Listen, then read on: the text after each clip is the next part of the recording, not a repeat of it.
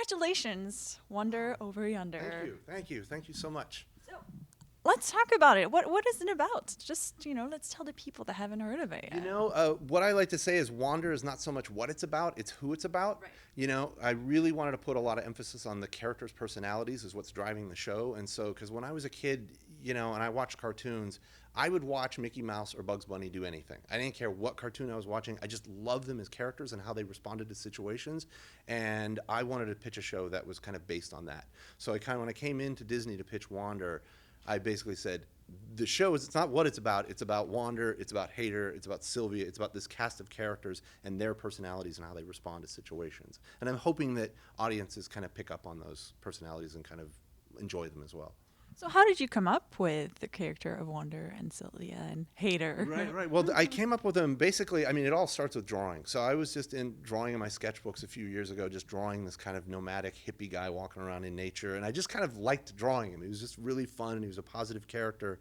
And then I was fortunate enough to meet Jack McBrayer because Jack's a big animation fan and he was a fan of some of my other shows.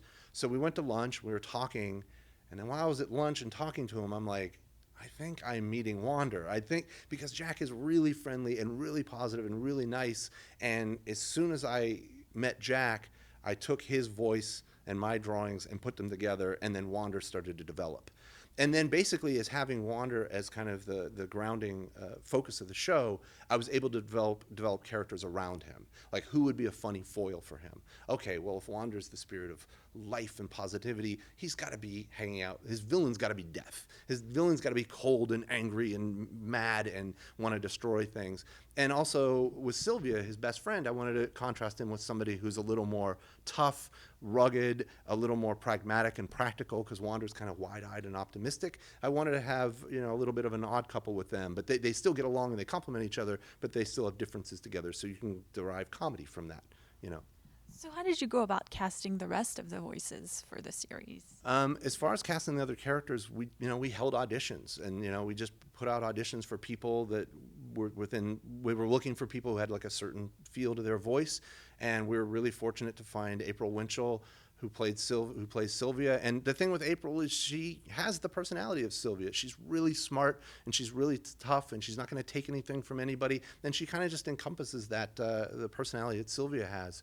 And then with Hater was a big surprise. The guy who plays Lord Hater is Keith Ferguson, who I had worked with for a long time before. He played Blue on Foster's, which is a totally different character. And I love working with Keith because he's insanely funny and he's really talented. But he came into audition for Hater, and this voice I've never heard come out from him came out, and I'm like, I can't believe that's the same guy. I can't believe you're Blue. And I just kind of knew it at that minute because I know how funny Keith is, and I know how great he is. And the fact that he nailed the voice was like, okay, Keith's going to be Lord Hater. It's going to be great. And then we've got Tom Kenny playing Commander Peepers, and Tom is just kind of like my good luck charm. He's been in every show I've ever done, and he has such a good spirit, and he loves cartoons, and he loves animation. I can't think of doing a show without Tom. Hater is kind of lovable in a different way that Wonder is. Could he become like a fan favorite too? Yeah, I think Hater will become a fan favorite, and kind of even though he's the villain, the way I like thinking about it is we all got a Lord Hater in us and we all got a Wander in us, and we can relate to both characters. And I think the secret with Wander is Wander's not out to stop Lord Hater. Wander loves Lord Hater, and he knows there's good in him, and he's just going to kind of keep getting at him a little bit till Hater finally breaks and shows that he's a good guy.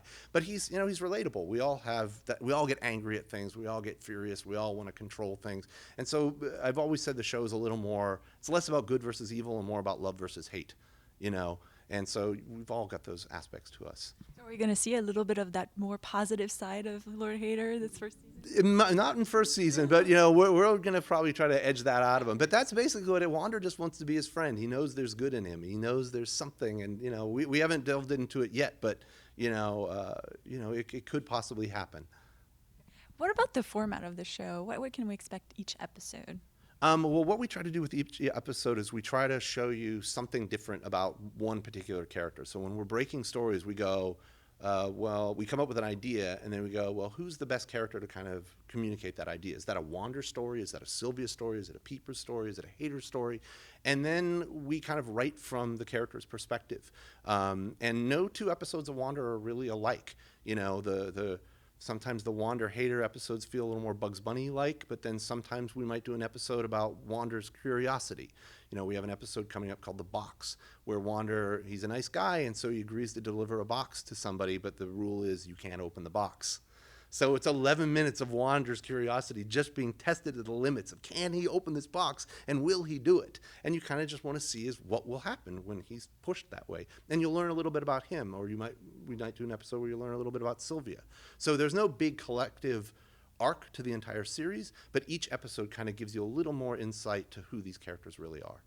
What has been the most surprising part for you of seeing the show come alive?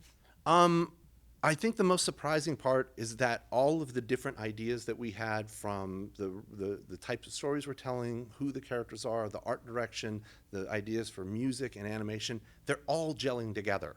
And they're working, and they're all very contrasting, different ideas, but all of those ideas are coming together really well. And I think one of the most exciting things is how quickly people of all ages are responding to the characters. You know, there's adults who are really getting into the characters, but I'm also seeing really little kids who get the characters as well. I mean, I just saw some fan art from a little kid, a 6-year-old, who did a drawing of Wander coming into Lord Hater with a note that said, "Lord Hater, I want you to be my friend, love Wander."